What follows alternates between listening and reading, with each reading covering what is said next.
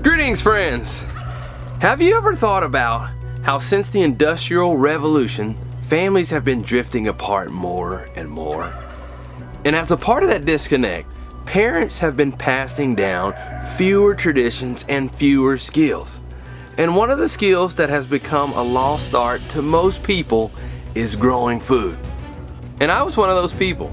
As a child, I grew up in Charlotte, North Carolina, and knowing how to grow food was nowhere near a part of my youth. The closest direct ancestor that I had that was known for growing food is my great-great-grandfather. That's how far removed I was from growing food. And when my wife and I were preparing to have children of our own, we wanted their childhood to be different. We wanted them to have a connection with growing food and knowing where their food comes from. Unlike Mike, I did grow up around growing my own food. I grew up right beside my grandparents, and my grandfather always had this huge garden. And we always canned and had fresh food. But one part that I wasn't really allowed to be a part of was the planting. My grandfather was very particular, and he didn't let a bunch of people come in his garden and help him plant. So that was something that I missed out on. And around the time that I began to be hands-on involved with growing my own food was around the time that we also started to have children. And with our first child, we got her involved hands-on at an early age. And with growing food, I didn't want it to be something that our children just observed us doing, but something that they also were hands-on doing. So that way they would know how to do it one day on their own.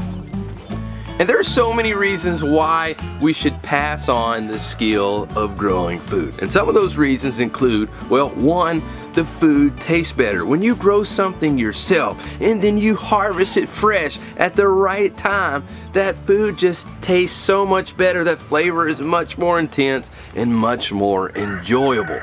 Yummy, yummy, yummy, yummy, yummy.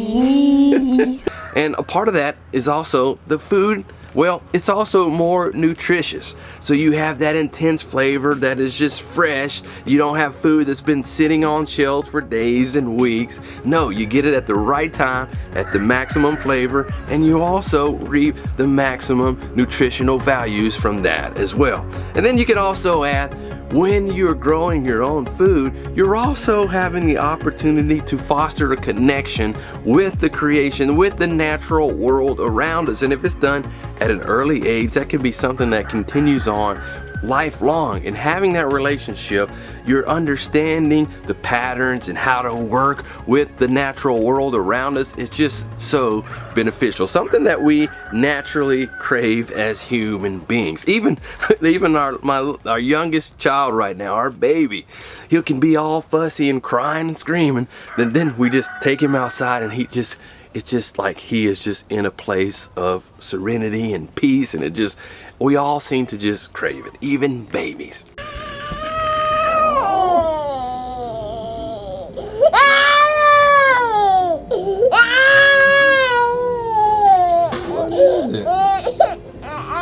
What is it?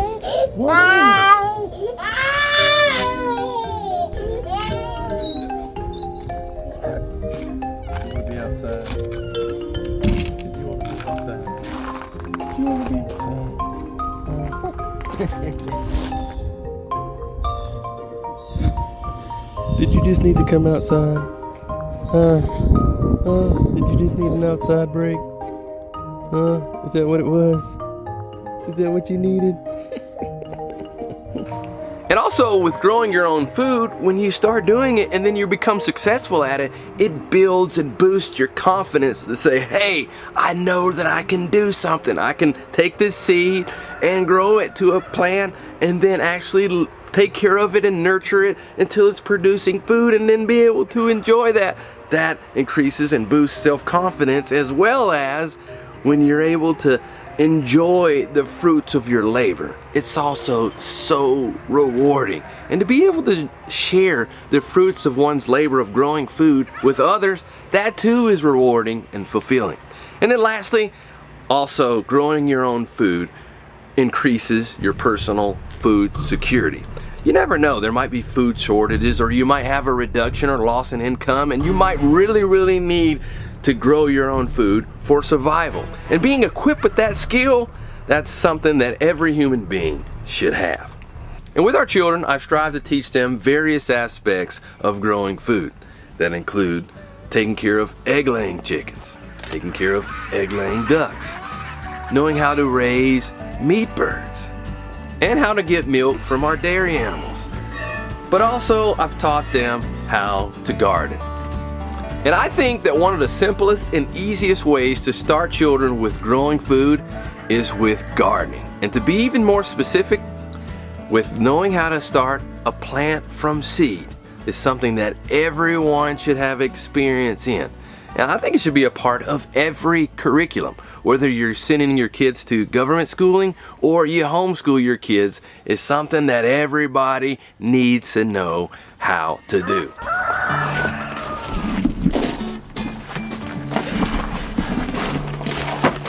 You guys, you ready? Yes, sir. All right.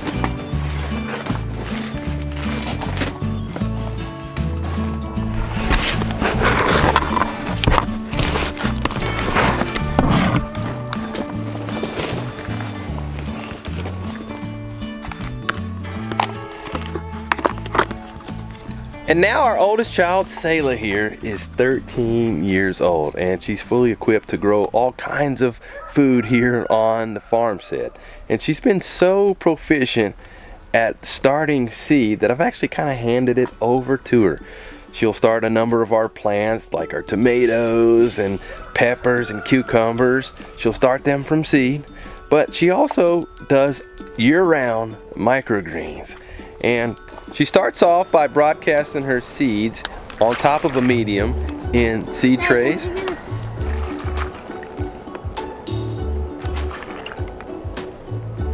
And then she'll do a blackout process in either our germination chamber, which is at the optimum humidity and temperature,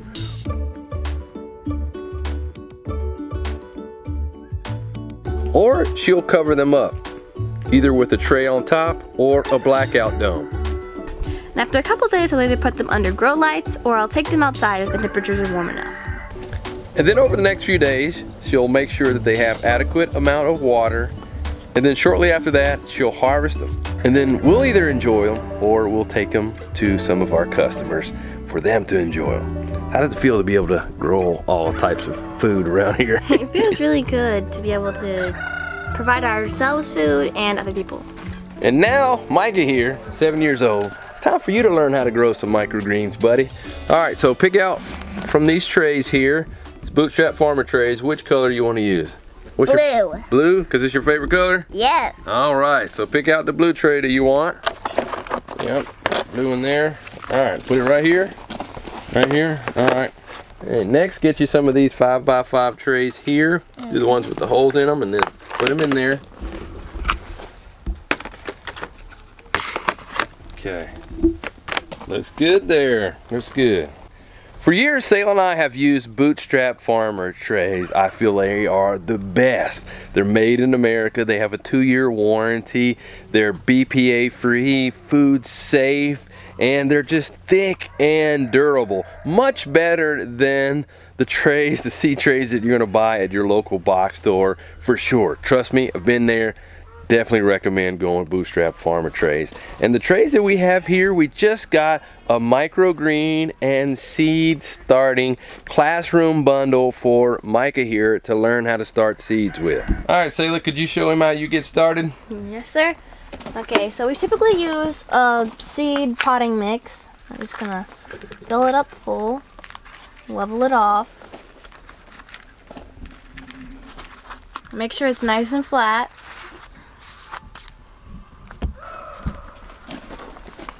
And then, there you go. All right, Micah, so go ahead and fill out 3 more here. And then we also have hemp mats that came with your bundle, and we could just stick those in there.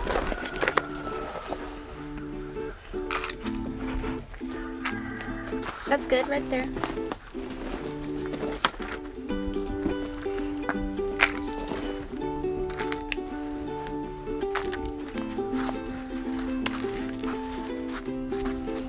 Perfect.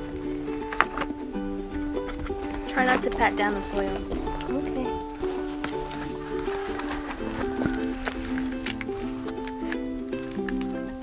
Got a big healthy scoop there, did you? Let's take off a little bit more. Okay. Don't want it too full. Alright, and for the rest, let's do some hip mat that came with the bundle here. Alright, so just lay those in there.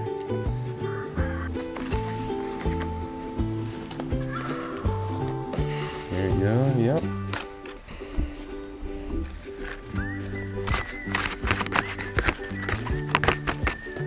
Alright, so you want it kind of low.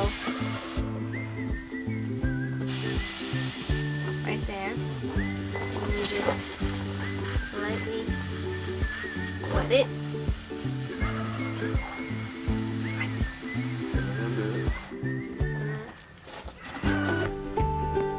Turn on a little bit more, buddy. Yeah, that's fine. There we go.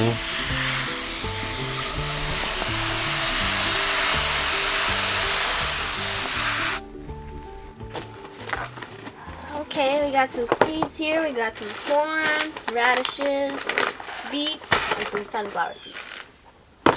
Alright, so what I want you to do, we're just going to compare how it grows. We're going to put one in the hemp mat of one particular kind, and then another right here in the potting mix. So for your corn, let's go ahead and put some corn in this one, and then some corn in that one.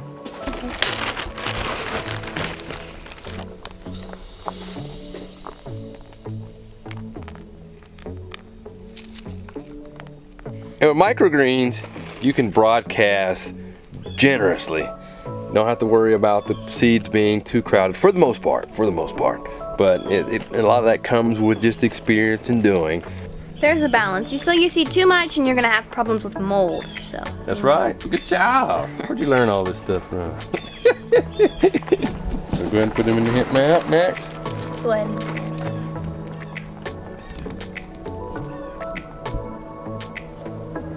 Keep going. You want to match this tray right there. Done. There we go. All right, next let's go ahead and do some of the radish seeds, which are a little different. The seeds are a lot smaller. All right, so show them another example of that, Sailor. With this one, you can sow in the dirt and I'll put them in the hemp mat. A lot more generous. Since they're so much smaller.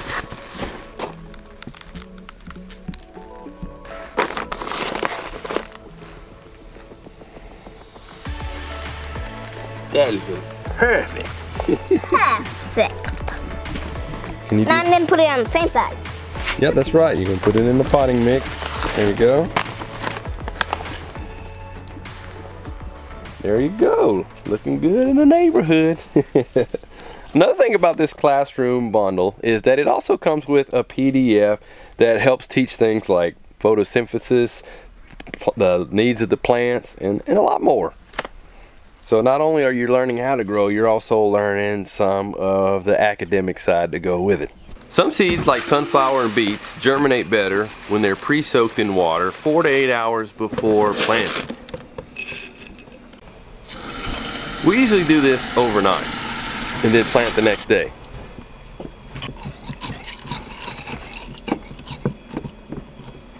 And after doing the corn and radish seeds, next Micah sowed the pre-soaked beets and sunflower seeds.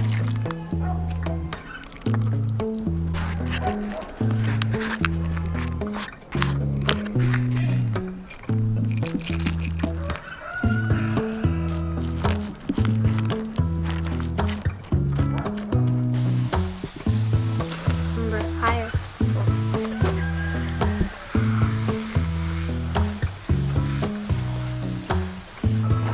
And then we cover them with the blackout dome that comes with the classroom bundle. Lastly, he carried the tray and placed it on a grow shelf that we have set up inside a room that we keep the temperature around 70 degrees. And for the academic side of this project, Lacey did a homeschool lesson with the boys. Do you know what photosynthesis is? No. No clue. No. Okay, it's how plants synthesize light and water and turn it into food. So, plants, what do plants need to live? Water. Water, carbon dioxide. Carbon dioxide. Yes, that's the other one. So, what do we breathe out? Carbon dioxide. Okay. So we need oxygen, right? And we breathe out carbon dioxide. What do trees need? They need carbon dioxide. And what do they breathe out? Oxygen. Oxygen. So we need plants, right? This one is for sunlight, right here. Yes. Sunlight. And what is that? Carbon dioxide? No, oxygen, because it's breathing out oxygen. Oxygen. That way. So, sun in, carbon dioxide it takes in, and water. It takes in. Water. So, just like your microgreens, you have to water them, right? Yep. You have to make sure they're in light, right? So, those are two main things, and they get carbon dioxide from the air. If it only had sunlight, they would get scorched. Yes, if we have to make sure that it gets the right amount of sunlight. Especially because microgreens are small plants, so they're like baby plants. Yep. So you have to take care of them. Just like Hezekiah is a baby, so we have to do more for him than I have to do for you, right? And you have to take more care of Hezekiah than the plants. Well, No, microgreen. yeah. Yes, but not the other. Yes.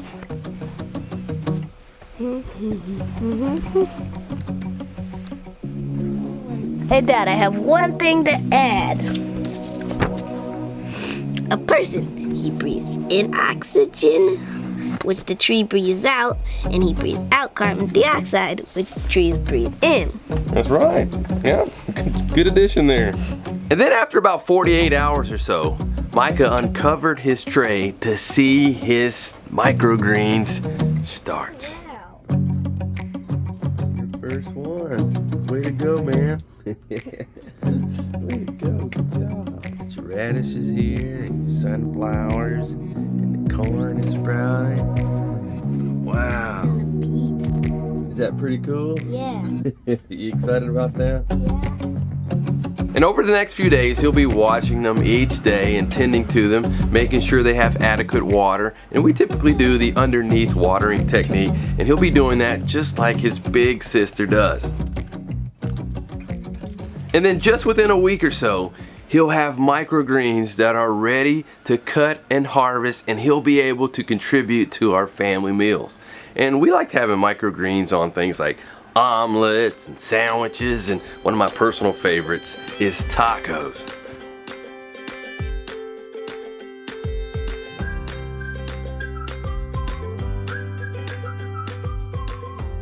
So whether you're a parent, grandparent, or someone that has a positive influence on kids, help them learn to start growing food now.